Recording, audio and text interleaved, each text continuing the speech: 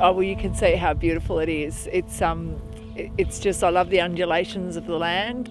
We've got the biggest range of birds here that I've seen in my lifetime. Different birds coming in.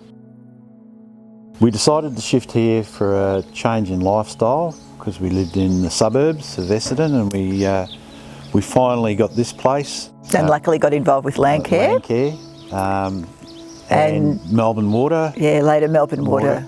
They did have so much work down at the creek and really gave us some advice. Yeah, and from that we learnt. You wouldn't know, there's a huge big city right on our fringe, and when we first came here there were hardly any trees at all. We've planted all that you see. We have this farm for over 40 years now, and one section of the property got lots of rabbit warrens and water tunneling and gullies, so we decided to have that part of the property get it improved.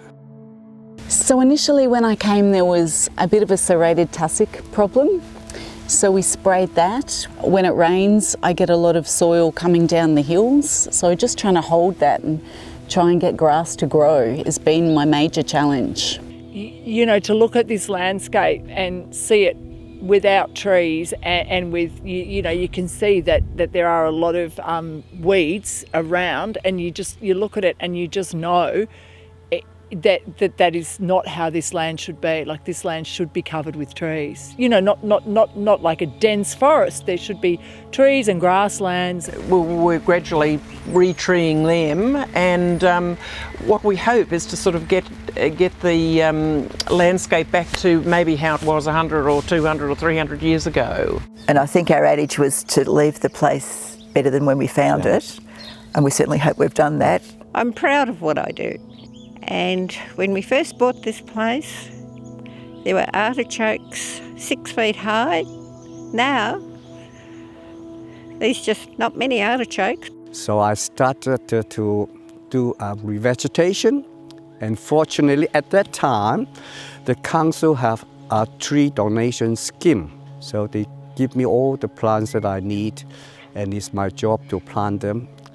It's quite a job. So over the years, I have planted over 1,200 to 500 trees.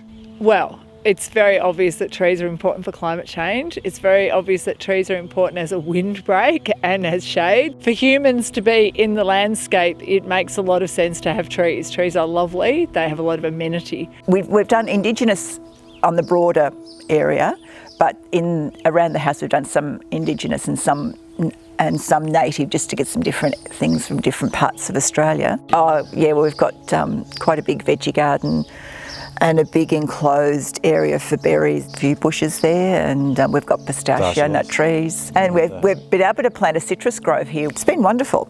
Mostly the ones that are Indigenous, like the yellow box and casuarinas. Casuarinas particularly, yeah. Yes, yeah, acacias. Specifically on this property, I'm planting she oaks. And I'm doing that for a couple of reasons. One is that she oaks were once very abundant in this area, and I love the idea of them coming back again, and they're a fabulous windbreak plant, and I think they're a very beautiful plant. But specifically, I'm also trying to foster the concept of silvopasture, which is the ancient practice of feeding our animals from trees. Silvo is the old-fashioned word for forestry, so feeding our animals on trees as well as pasture. And that's been identified as being one of the major positive steps we can take to try and impact climate change. Yeah, well, it's shade and shelter and good habitat for particularly the birds, a lot of bird life, native birds, yeah. And also it's a great factor in protecting us from weed invasion, which is a problem. So trees certainly stop the wind and stop the seeding of nasty species. The landscape has altered so dramatically since pre-European settlement, so I think restoring those structures that used to be here are extremely important. We have several river red gums that are in the range of 300 to 500 years of age. The huge issue that we have here is there's a massive gap in the age group between the species that are here. Besides the 300 and 500-year-old trees, we only have intermediate trees that roughly aged probably around the 50 to 100-year mark, and a lot of saplings which are under the 5-year mark. I think due to grazing and agricultural practices over the course of white settlement, basically taken out 200 years worth of eucalyptus growth through here. Hence the gap in the age group of trees. There's a revegetation program going on where we're introducing quick growing shrubs, diverse species of shrubs, so a lot of acacias, becerrias. This is to increase the bird population, hopefully to bring back more species into the area, create more biodiversity, and also help the health of the older river red gums, which have suffered from lerps over the years, and there's a lack of predator bird species on those lerps. So if we increase the population of a variety of species of birds through this, then hopefully we'll improve the health of the ecosystem. Well, I think one, just keeping it going as much as anything. And I'm dead keen to keep the old buildings and tell the story of the house and the story of the stables over there. This was some of the squatters' country. A healthy creek it looks like to me is no weeds, good clean water, no water that's been polluted from upstream. It's nice. Well, years ago we used to see platypus there. We are very happy with the way the things go. We always love to look out and see the trees and the greens and the hills beyond. And I thought having the property revegetated, we might help to bring back the biodiversity, stop soil erosion, and perhaps reduce the carbon footprint as well too. So no, that's something we are very proud of. It's been wonderful, and it's been fabulous to be able to look out over the hills and see,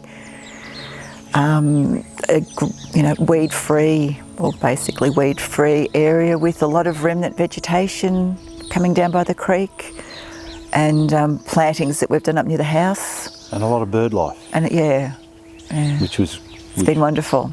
Yeah, that was great. See eagles going down the valley and all sorts of things. It's just fantastic.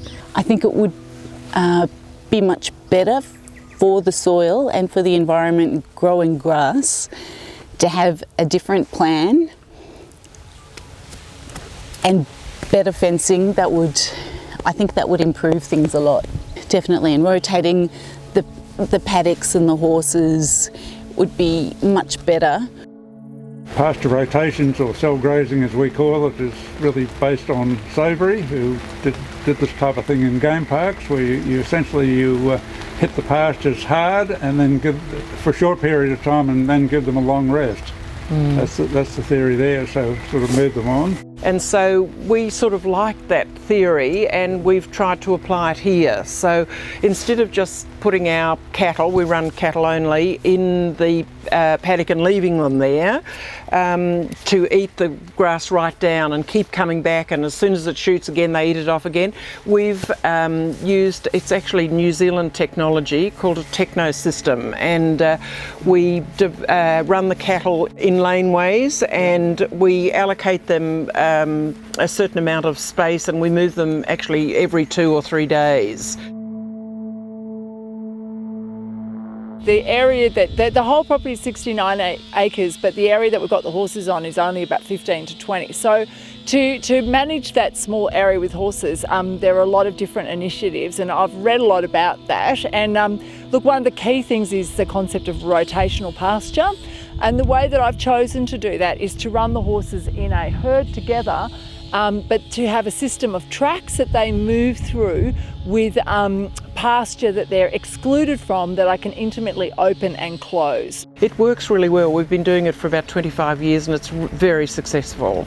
And that, in that case, we don't really bare out our pastures, which is such a critical thing because that's when you get your weeds and all sorts of things coming in. And so the first thing we did was fence out the creek and put the water for the stock up on top. Well, it looks great, looks sparkling, it runs nice clear water, it's well furnished. We've got trees and shrubs and things growing right to the edge.